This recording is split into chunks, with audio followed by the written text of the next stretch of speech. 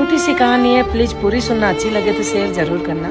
एक पिता होता है, उसके 3 बच्चे होते हैं, 1 बेटी 2 बेटे। उसकी पत्नी का पहले ही स्वर्गवास हो जाता है। उसने ही अकेले ने पाल पोस कर बड़ा करके उनको अपने पैरों पे खड़ा किया और वो अपने शहरों में जाके बस गए।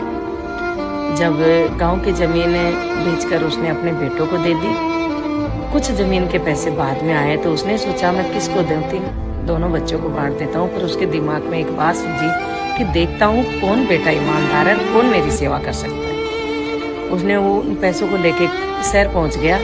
जैसे ही छोटे बेटे के पास पहुंचा तो बहू ने उसे सवाल जवाब करना शुरू कर दिया कि आ गया मुंह उठा के। फिर बेटे ने देखा तो पिताजी गेट पर खड़े थे। पिता से बोला कैसे आए?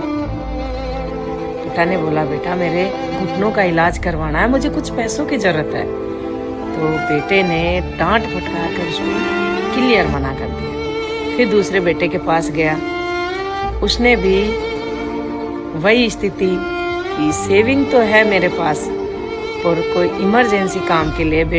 पिताजी ने कहा बेटा मेरे घुटनों से ज्यादा इमरजेंसी क्या हो सकती है कि आप अपना खुद का देखो, अभी मेरे पास आपके लिए पैसे नहीं। फिर वो वहां से भी अपनी बेटी के पास चला गया। बेटी ने जाते ही उसका स्वागत किया और पूछा पिताजी आज कैसे हुआ आना? पिताजी ने कहा बेटा मेरे घुटनों का इलाज करवाना है और मेरे पास पैसे नहीं है।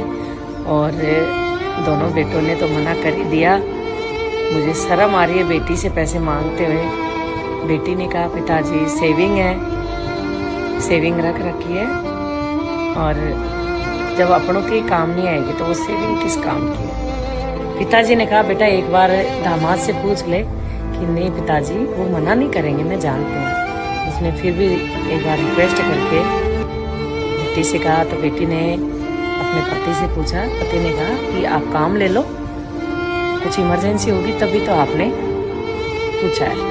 तो उसने कहा लो पिताजी, और जब तक आपका इलाज नहीं होता यहीं पर रुकना है आपको। पिताजी ने कहा नहीं बेटा मैं पैसे लेने नहीं पैसे देने आया हूँ, मैं बस यही देख रहा था कि मेरे बच्चों में कौन ईमानदार है।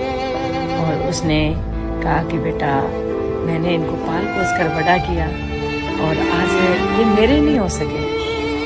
तो इससे ये शिक्षा मिलती है कि आजकल के बच्चे है ना अपने माँ बाप को कुछ समझते ही नहीं, बस बड़े हुए कि हम तो खुद अपने आप बड़े हुए।